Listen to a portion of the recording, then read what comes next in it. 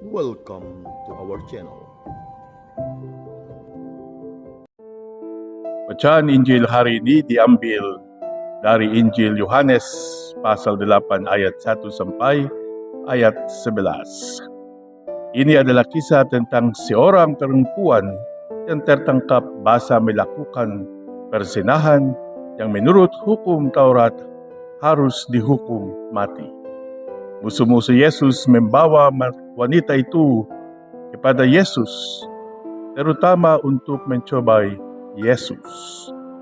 Mereka meminta Yesus untuk menghukum wanita itu.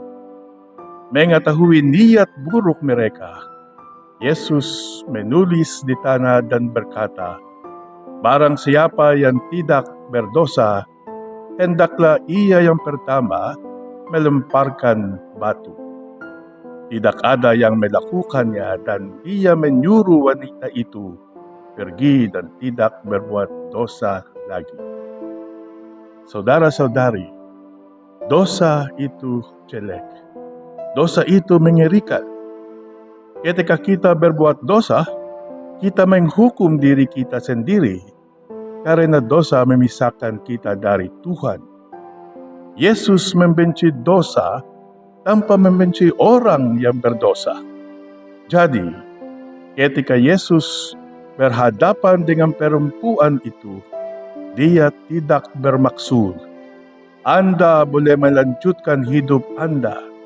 Dosa Anda tidak ada artinya bagiku. Yesus ingin mengatakan kepada perempuan itu, "Saya tidak akan menghakimi Anda sekarang. Pergilah dan buktikan bahwa Anda dapat melakukan yang lebih baik. Engkau telah berdosa. Pergilah dan jangan berbuat dosa lagi. Dan aku akan menolongmu untuk melakukannya." Hidupmu belum selesai.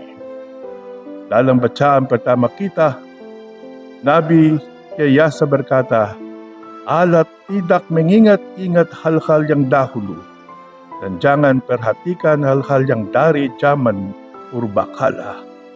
Tuhan hendak membuat sesuatu yang baru." Tuhan hendak membuat sesuatu yang baru. Allah selalu tertarik dengan apa yang telah terjadi dan apa yang bisa terjadi pada seorang. Allah melihat potensi-potensi kita. Ingatlah, setiap orang kudus memiliki masa lalu. Setiap orang berdosa memiliki masa depan. Yesus menantang perempuan itu untuk memilih antara hidup tanpa dosa atau hidup dalam dosa. Saudara-saudariku, seperti perempuan itu, kita pun dihadapkan pada sebuah pilihan. Kita dapat kembali ke cara hidup kita yang lama, atau kita dapat memilih jalan baru yang menuntun kita kepada Tuhan. Seperti yang dikatakan oleh Aquinas dengan bijak, "Jika kalian ingin menjadi kudus, lakukanlah." Kisah kita belum selesai. Karena setiap kehidupan adalah sebuah pekerjaan yang sedang berjalan sampai kita berdiri di hadapan Tuhan. Ingatlah, Tuhan hendak membuat sesuatu yang baru. Pada masa prapaskah ini, inilah panggilan kita untuk bertindak.